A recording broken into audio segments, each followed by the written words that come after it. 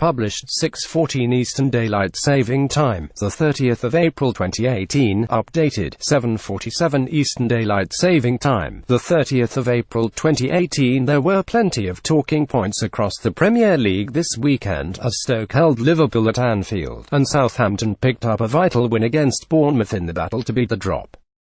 Here, Sportsmail's Ralph Ellis takes a look at what we can take away from the top-flight happenings, as well as delivering a few pointers and what went on in the Football League. 1. Roberto Firmino has earned his bumper new contract as he continues to set new standards for how forwards should be the first line of defense. The Brazilian expected to be rested from the 0-0 draw with Stoke to protect him for the Champions League second leg, instead put in a huge shift. Only Potter's box-to-box midfielder Joe Allen ran further than his 7.3 miles, and the Liverpool star also made most sprints, 76. Only Stoke's Joe Allen ran further than Roberto Firmino in Liverpool's 0-0 draw at Anfield too.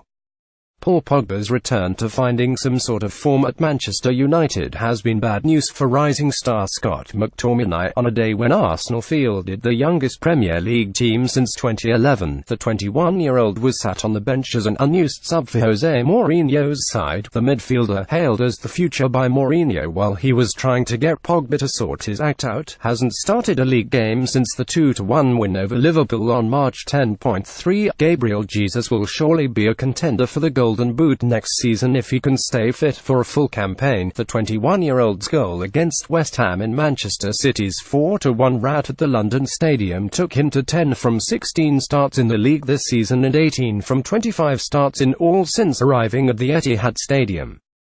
Gabriel Jesus has scored 18 times in 25 starts since arriving at Manchester City in January 20,174. Brazilian youngster Emerson has been the big winner from the 3-game ban dished to Marcos Alonso for his dangerous tackle on Shane Long at Southampton. The 23-year-old, bought from Roma in January for around £20 million, looked hugely impressive for the third game in a row in Chelsea's 1-0 win at Swansea.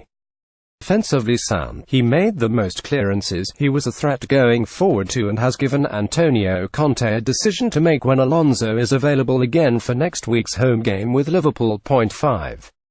With an extra midfield place up for grabs in England's World Cup squad following Alex Oxlade-Chamberlain's injury, Jake Livermore couldn't have picked a better time to play himself back into form. The 28-year-old former Spurs and Hull midfielder has benefited more than most from Darren Moore's input as West Brom's caretaker at Newcastle. He made the winning goal scored by Matt Phillips and also set up 3 other chances in a composed performance. 6.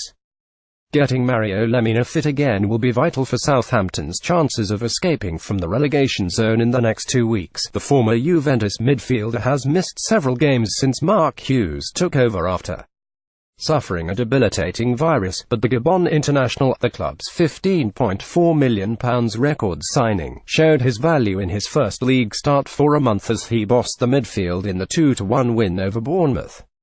Mario Lemina will be key for Southampton if they are to avoid the drop to the Championship. 7. Word is that one of the reasons Claude Puel has lost the support of Leicester's dressing room is that he keeps chopping and changing the team for no obvious reason. He was at it again at Crystal Palace on Saturday, including experimenting using winger Mark Albrighton as a full-back. That went well, or not, as his red card opened the floodgates for Palace's 5-0 win. Puel hasn't kept an unchanged team in 12 matches, and during that run Leicester have won only twice. 8. Sol Bamba was the first signing made by Neil Warnock when he took over at Cardiff 18 months ago, and he probably hasn't made a better one since. The 33-year-old former Ivory Coast international, out of work after being let go by Leeds at the time he moved to Wales, was the only Cardiff player in the PFA team of the season, and the defender underlined his value again with a powerhouse performance in the 2-0 win at Hull, which has put Cardiff in pole position to clinch the second automatic promotion spot. Sol Bamba is the only member of the Cardiff squad to be named in the PFA team of the season. 9.